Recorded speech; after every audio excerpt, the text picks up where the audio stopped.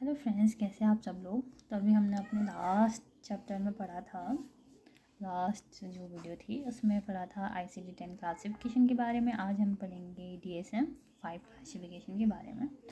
मैंने आपको उस दिन बोला था कि ICD 10 है, जो ICD का क्लासिफिकेशन है, तो करेंटली उसको रिवाइज किया गया था और जो करेंटली यूज़ में है वो 11th रिवीजन है उसका। तो जो ICD 11 है वो अभी करेंट चल रहा है, जिसको एक्सेप्ट किया गया था WHO के वर्ल्ड हेल्थ असेंबली द्वारा 25 मई 2019 में, और ऑफिशियली ये इफ़ेक्ट में आया 1 जनवरी 2022 में। ओके, तो आप इसको नोट डाउन कर लेना। अब हम DSM 5 का क्लासिफिकेशन देखते हैं थोड़ा सा ब्रीफली में, बिकॉज ICD 10 ही ज़्यादातर यूज़ होता है and DSM 5 somehow. So the diagnostic and statistical manual of mental disorder 5th edition DSM 5 was published on May 18, 2013। तो वो जो DSM 5 है वो पब्लिश किया गया था May 18, 2013 में, overriding the DSM 4ER. So, in the United States, the DSM serve as a universal authority for psychiatric diagnosis. तो यूनाइटेड स्टेट्स में काफ़ी यूज़ होता है DSM क्लासिफिकेशन का साइकेट्रिक डायग्नोसिस के लिए। Until now, DSM has organized clinical assessment into 5 areas or axes addressing the different aspects and impact of any disorder. तो until now अब तक DSM ने ऑर्गेनाइज़ किया है क्लिनिकल असेसमेंट को 5 एरियाज़ में, एक्सेस में, और जो डिफरेंट आस्पेक्ट और इम्पैक्ट को बताता है किसी भी मेंटल डिसऑर्डर के। ठीक है, द 5 एक्सेस ऑफ DSM 4। अब यहाँ पे DSM 4, अभी DSM 4 अब तक DSM 4 ही आया है, DSM 5 तो रिवाइज वर्जन है। तो जो DSM 4 है उसमें क्या एक्सेस है,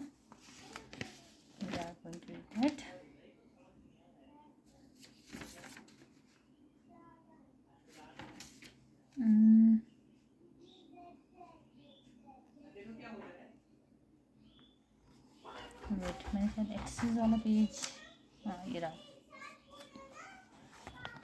प्लीज़ बैकग्राउंड में जो नॉइस हो रहा है प्लीज़ आप उसको अवॉइड करना, because I am shooting from home and यहाँ घर में छोटे बच्चे भी हैं और इतना ही हल्ला करते हैं always. I hope is visible to you.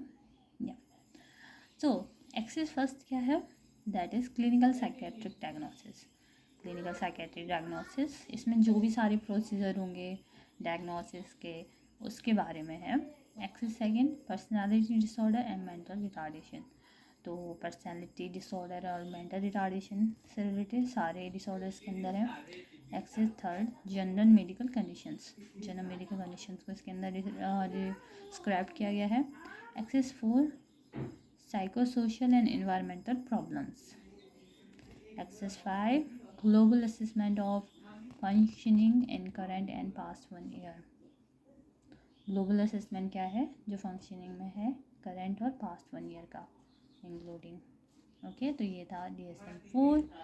DSM 4 को जब थोड़ा सा चेंज किया गया तो DSM 5 आया। तो but inside the DSM 5 we will read here.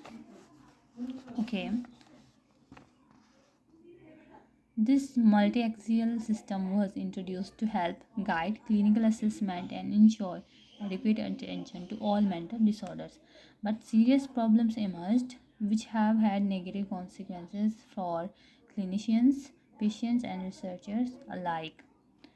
So DSM 4 बस का काफ़ी यूज़ किया गया था एंड वो काफ़ी हेल्पफुल भी रहा, but some problems, other problems आई, कुछ सीरियस प्रॉब्लम्स आई कि वो इतना इनफ नहीं था, DSM 4 उतना इनफ नहीं था डिसऑर्डर की क्लासिफिकेशन के लिए एंड डायग्नोसिस प्रोसेस के लिए। दैट्स वाई उन चीज़ों को, उन प्रॉब्लम्स को कम करने के लिए DSM जो रिसर्चर्स हैं उन्होंने और रिसर्च की और न्यू इशू एड्रेस किए DSM 5 के अंदर। तो DSM 5 uses unified system of clinical assessment that is aligned with international classification systems. It combines the first three axes into one that contains all mental and other medical diagnoses. तो उसके बाद internationally classification system के साथ DSM-5 align था, तो इसीलिए इसका ज़्यादा यूज़ किया गया। तो इसमें जो फर्स्ट थ्री एक्सेस हैं जो कि DSM-4 के अंदर आ रहे हैं, फर्स्ट थ्री एक्सेस के अंदर जो चीज़ें हैं उनको एक साथ कंटेन किया गया है, जिसमें mental and other medical diagnosis आते हैं। तो DSM-5 की क्लासिफिकेशन भी थोड़ा बड़ा है। Doing so removes artificial distinctions among conditions benefiting both clinical practice and research use. तो बेसिकली इससे क्या हो गया, DSM-5 की वजह से जो भी क्लिनिकल असेसमेंट था वो इजी हो गया। Okay, so now the diagnostic criteria and codes in DSM-5 तो क्या है, तो इस काफ़ी लंबी कैटेगरी है इसकी भी। तो इसमें 1.2.1 तो एक्चुअली DSM-5 के अंदर 1.2 कोई कोड है जिसके अंदर सारे मेंटल डिसऑर्डर्स को क्लासीफाई किया गया है, ठीक है। तो जैसे जो फर्स्ट में डाला गया है तो 1.2.1 तो है neuro developmental disorders, then 1.2.2 schizophrenia spectrum and other psychotic disorders, 1.2.3 bipolar and related disorders, then next depressive disorders. Okay, यहाँ पे थोड़ा मैंने गड़बड़ किया आई थिंक। जो 1.2.5 है वो है एनजाइटी डिसऑर्डर्स और जो 1.26 है वो है obsessive compulsive and related disorders. तो इसलिए मैंने यहाँ पे ये सब क्रॉस किया है ताकि ऊपर का नीचे हो गया था तो। एंड देन है 1.2.7 जो है वो है trauma and stress related disorders. तो गाइस यहाँ पे कंफ्यूज मत करना, ये 1.2.5 एंजाइटी डिसऑर्डर है और ये 6 वाला है ऑब्सेसिव कंपल्सिव। मैंने थोड़ा गलती से ऊपर नीचे कर दी हूँ, दैट्स वाई मैंने काटा नहीं, मैं सोचा जैसे समझा दूँगी।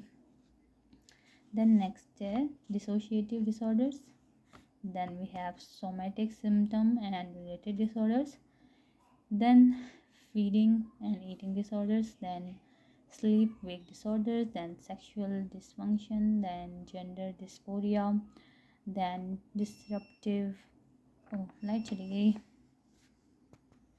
ओके, तो अभी थोड़ा लाइट चली गई थी बट हम कंटिन्यू करेंगे। व्हेन हम थे आई गेस, चलो 1.2.14 पे देखते हैं। Disruptive impulse control and conduct disorders, then substance related and addictive disorders, then neurocognitive disorders, then paraphilic disorders, then personality disorders. Okay, yeah, so friends, this was all about DSM-5 and DSM it like अभी हम mental में जो हमारी third year की book थी उसमें हमने ICD-10 का क्लासिफिकेशन के बेस पे डिसऑर्डर्स पढ़े हैं। तो DSM-5 वो यूनाइटेड स्टेट्स में ज़्यादा यूज़ होता है DSM-5 एंड थोड़ा यूनिवर्सली भी होता है, बट यूनिवर्सली ज़्यादा होता है DSM-5 से वो है ICD-10 एंड करेंटली ICD-11। तो दैट्स वाई हमारी जो बुक है उसमें ICD-10 का ही दिया है। मे बी अपग्रेडेड अगर बुक आए, न्यू एडिशन आया होगा तो उसमें ICD-11 क्लासिफिकेशन होगा, बट अगर आप ICD-10 का भी पढ़ते हो दैट्स उसमें भी काफ़ी अच्छे से बताया गया है। मे बी कुछ और ही ऐड किए होंगे बट आप वहाँ से भी पढ़ सकते हो। सो आई विल जो इम्पॉर्टेंट डिसऑर्डर्स हैं मैं आपको ICD-10 के क्लासिफिकेशन के बेस पे पढ़ाऊँगी क्योंकि हमारी बुक में ही वही था। सो इन कॉम्पिटिटिव एग्ज़ाम भी आते हैं क्वेश्चन वही, एंड अगर आपको कहीं से करंट मिल जाता है तो आप वहाँ से भी पढ़ लेना। So thank you so much for watching. अभी थोड़ा डिस्टर्बेंस हो गया था, sorry for that, but let's see. इसके बाद मैं आपको इंडियन क्लासिफिकेशन भी बताऊँगी। इंडियन क्लासिफिकेशन भी है साइकेट्रिक डिसऑर्डर्स का, तो छोटा सा जो नेक्स्ट वीडियो में बताऊँगी। Thank you.